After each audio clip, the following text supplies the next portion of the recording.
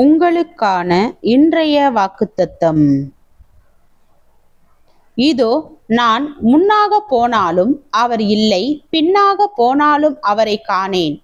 இடது புறத்தில் அவர் கிரியை செய்தும் அவரை காணேன், வலது புறத்திலும் நான் அவரை காணாதபடிக்கு ஒளிந்திருக்கிறார். ஆனாலும் நான் போகும் வழியை அவர் அறிவார்.